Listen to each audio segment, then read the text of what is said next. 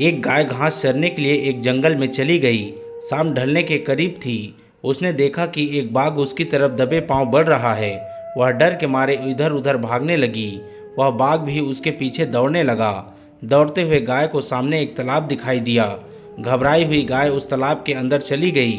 तब उसने देखा कि यह तालाब तो ज़्यादा गहरा नहीं है, उसमें पानी कम था और वह कीचड़ से भरा हुआ था। उन दोनों के बीच की दूरी काफ़ी कम थी, लेकिन अब वह कुछ नहीं कर पा रहे थे। वह गाय उस कीचड़ के अंदर धीरे धीरे धंसने लगी। वह बाघ भी उसके पास होते हुए भी उसे पकड़ नहीं सका। वह भी धीरे धीरे कीचड़ के अंदर धंसने लगा। दोनों ही करीब करीब गले तक उस कीचड़ के अंदर फंस गए। वो दोनों हिल भी नहीं पा रहे थे। गाय के करीब होने के बावजूद वह बाघ उसे पकड़ नहीं पा रहा था। थोड़ी देर बाद गाय ने उस बाघ से पूछा, क्या तुम्हारा कोई गुरु या मालिक है?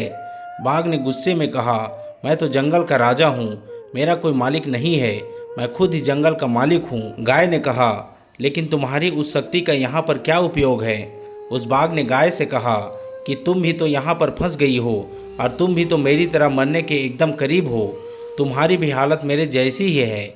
गाय ने मुस्कुराते हुए कहा, बिल्कुल नहीं, मेरा मालिक जब शाम को घर आएगा और मुझे वहाँ पर नहीं देखेगा तो वह मुझे ढूंढते हुए यहाँ जरूर आएगा। गाय ने आगे कहा कि मेरा मालिक तो मुझे इस कीचड़ में से निकाल कर अपने घर ले जाएगा। तुम्हें कौन लेकर जाएगा? थोड़ी ही देर में सच में एक आदमी वहाँ पर आया और गाय को कीचड़ में से निकाल कर अपने घर ले गया। जाते समय गाय और उसका मालिक दोनों एक दूसरे की तरफ कृतज्ञतापूर्वक देख रहे थे। वे चाहते हुए भी उस बाघ को कीचड़ में से नहीं निकाल सकते थे, क्योंकि उनके जान के लिए वह खतरा था। किसी पर निर्भर नहीं होना अच्छी बात है, लेकिन मैं ही सब कुछ हूँ, मुझे किसी के सहयोग की आवश्यकता नहीं है। यही अहंकार है और यही से विनाश का बीजारोपण हो जाता है। ईश्वर के बाद इस दुनिया में सच्चा हितैषी कोई नहीं होता, क्योंकि वही अनेक रूपों में हमारी रक्षा करता है।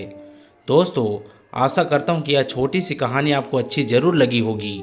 अगर अच्छी लगी हो तो वीडियो को लाइक और शेयर ज़रूर करें और कमेंट में हमें अपनी राय ज़रूर दें। धन्यवाद।